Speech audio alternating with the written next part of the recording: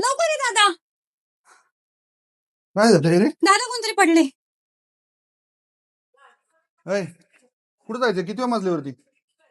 5व्या मजल्यामध्ये डिलिव्हरी द्यायची आहे. नाही तिथं वाचलं नाही का तू? फक्त फ्लॅट धारकांसाठी लिफ्ट आहे, तुमच्यासाठी डिलिव्हर बॉय साठी नाहीये. जावा जिनेने जावा, चला. अहो सर, बरं नाही वाटत मला.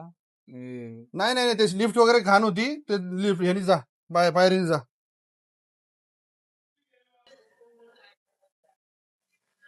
अरे हे कोण पडलंय? काय झालं ह्याला? अहो काय माहिती, आम्ही तर वरनं आलो, बघितलं तर इथे पडले होते हे. अरे हा तर आताच माझ्याकडे पार्सल देऊन गेला आणि हा आजारी आहे. मला तर हा म्हणत होता की 6व्या मजल्यावर जायचंय, तुमच्याकडे पार्सल देऊ का?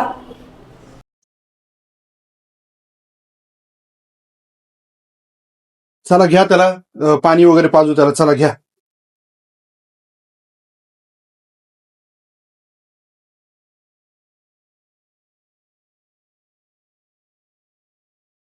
अरे काय झालं दादा, एवढं टेन्शन मध्ये दिसतोयस?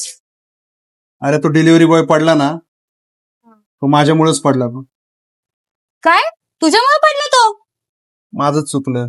मी त्याला लिफ्ट यूज करू दिली असती ना, तर तो पडला नसता आता. पण दादा तू त्याला लिफ्ट का नाही वापरू दिली? सोसायटीचे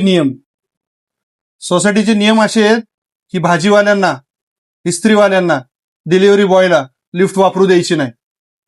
का? तर त्यांच्यामुळे लिफ्ट खराब होती, रोगराई पसरती, आणि मी पण त्याच्यामध्ये सामील होतो. पण दादा त्या माणसाने जर लिफ्ट यूज केली असती तर काय घाण झाली असती का किंवा खराब झाली असती का? तो पण एक माणूसच आहे ना. हे सोसायटीचे नियम खूप चुकीचे आहेत.